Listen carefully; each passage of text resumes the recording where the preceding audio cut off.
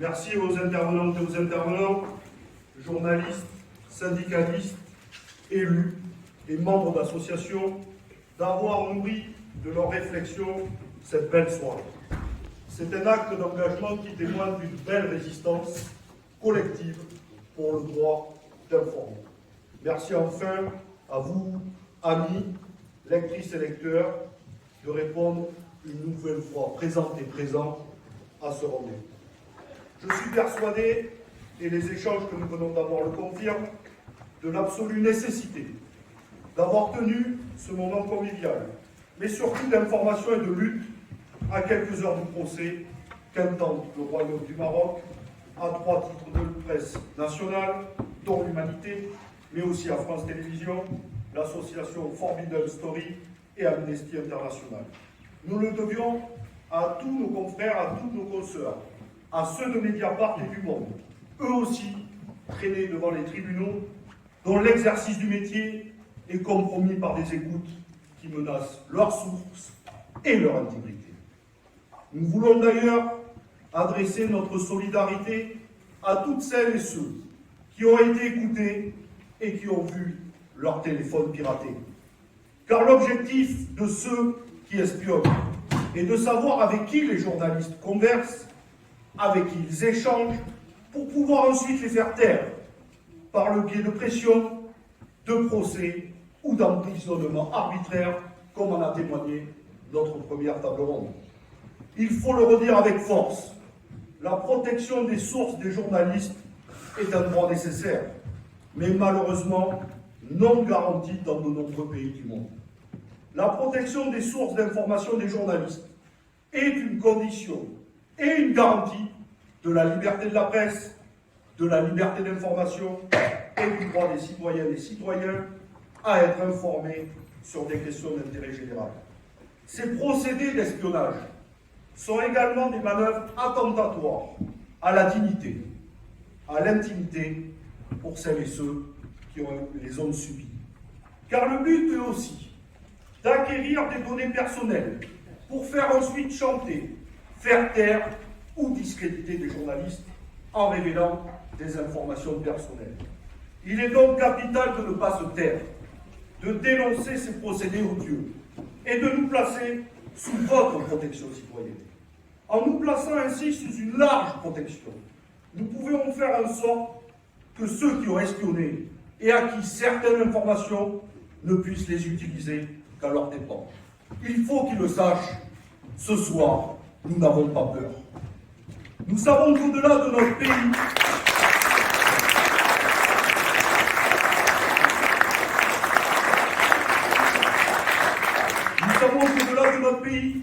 il et elles sont nombreuses et nombreux, notamment au Maroc, à subir pression et intimidation, écoute téléphonique, procès montés de toutes pièces et traquenards sortis. Notre journal en a fait état, avec d'autres. Et c'est sûrement ce qui a valu à notre journaliste Rosa Moussaoui, à qui, je le redis, nous redisons notre pleine et entière solidarité ce soir, comme toujours, de figurer dans la liste révélée par l'association Forbidden Story des personnes surveillées par le logiciel Pegasus pour le compte de l'État marocain. Il se passe pourtant au Maroc des choses qui méritent d'être sues et donc dites et écrites. C'est la noblesse de notre métier que de s'enquérir de l'actualité, jusqu'à la plus reculée, de montrer les résistances qui s'organisent, les mouvements qui germent contre l'arbitraire et pour la dignité, de témoigner de la réalité des oppressions. Comme l'écrivait Jean Jaurès dans l'éditorial du premier numéro de l'Humanité à valeur de manifeste, je le cite, « C'est par des informations étendues et exactes que nous voudrions donner à toutes les intelligences libres le moyen de comprendre et de juger elles-mêmes les événements du monde. » Il ajoutait que le souci constant et scrupuleux de la vérité, même dans les plus âpres batailles, n'épouse pas la vigueur du combat. Il donne au contraire, au coup porté contre le préjugé, l'injustice et le mensonge, une forme décisive. Le peuple sahraoui, encore, ce week-end en une de l'Humanité et a réclamé l'application du droit international dans cette zone qui reste l'un des derniers vestiges du colonialisme. Nous perpétuons ainsi une tradition de solidarité propre à notre journal, qui fut l'un des seuls à s'opposer dans les années 1920 à l'effroyable guerre que les puissances coloniales espagnoles et françaises engagèrent contre la population du Rif. Je sais que de nombreux Marocains et Marocaines nous en sont reconnaissants. Et les témoignages de soutien que nous recevons de leur part nous réchauffent dans le cœur, qu'ils donnent de la vigueur à notre combat pour la vérité, la liberté et la paix. Après des années de promesses d'ouverture, le Maroc semble pris dans une spirale autoritaire qui pousse ses dirigeants à museler les oppositions et à verrouiller l'information. Ceci se déroule alors que le Royaume est engagé dans de nouvelles alliances géopolitiques. Ce n'est pas un hasard si le Maroc a pu bénéficier des techniques de surveillance de masse élaborées en Israël par une société étroitement liée au complexe militaro-industriel et supervisée par le pouvoir politique. Cette affaire signe un basculement extrêmement dangereux des politiques de certains États, parmi les plus puissants de leur région, qui usent des moyens colossaux qu'offrent les nouvelles technologies pour traquer opposants, militants politiques et syndicaux et défenseurs des droits humains. On sait, dans certains pays clients de la société israélienne NSO, qui conçoit le logiciel Pegasus, que des personnes écoutées ont été retrouvées assassinées, comme l'a dit tout à l'heure Rosa, au Mexique notamment. On sait également que derrière ce business de la surveillance souvent maquillé de considérations sécuritaires se nouent des alliances géopolitiques qui visent à assurer les dominations impérialistes et la continuité de politiques attentatoires aux droits humains. Il y a derrière tout cela l'histoire peu glorieuse d'un monnayage des ambitions régionales sur le dos des peuples opprimés. C'est un nouvel enjeu qui frappe à la porte de notre humanité commune, celui de l'inflation de ces armes de cybersurveillance massive. Il conviendrait que l'ONU, comme elle a su le faire sur d'autres sujets, puisse s'en saisir et élaborer un traité de non-prolifération, voire mieux, un traité d'interdiction de ces armes dont abusent les États et sûrement demain déjà les entreprises, si ce n'est déjà pas le cas. Au-delà, c'est bien évidemment la liberté de la presse qui est en jeu. Cette fragile liberté qui a été instituée en France il y a tout juste 140 ans. Cette liberté qui, comme le dit l'adage, ne s'use que si on ne s'en sert pas. Qu'un État décide d'affronter des journaux dans des tribunaux, qui plus est pour contester des faits établis par de multiples sources, est une nouveauté qui doit toutes et tous nous interroger.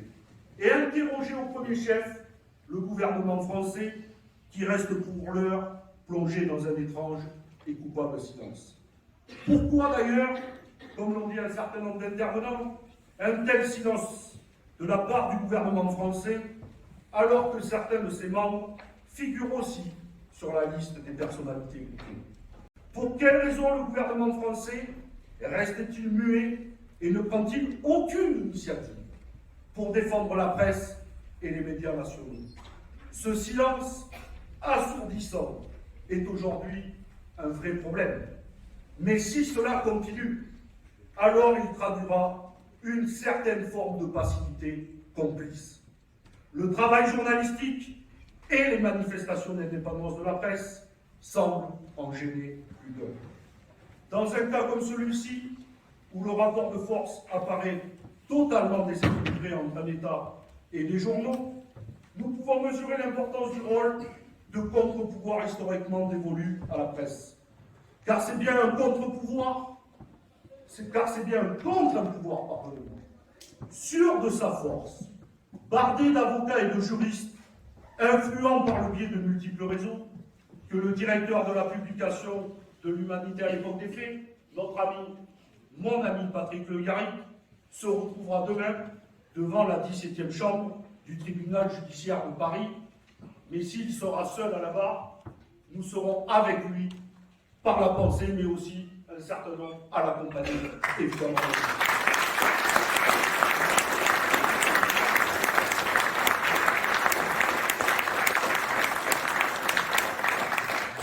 Vous en avez, pour finir, notre strict et ferme engagement. Nous ne céderons rien, jamais, ni aux menaces, ni aux intimidations. Nous continuerons sans faiblir notre travail d'information, comme nous l'avons fait lundi dernier, en documentant l'actualité du Sahara occidental, dans lequel les forces marocaines redoublent d'offensives au mépris du droit international, ce qu'a dit notre dernière table ronde. Nous continuerons à témoigner notre solidarité à l'égard des démocrates marocains et des forces progressistes.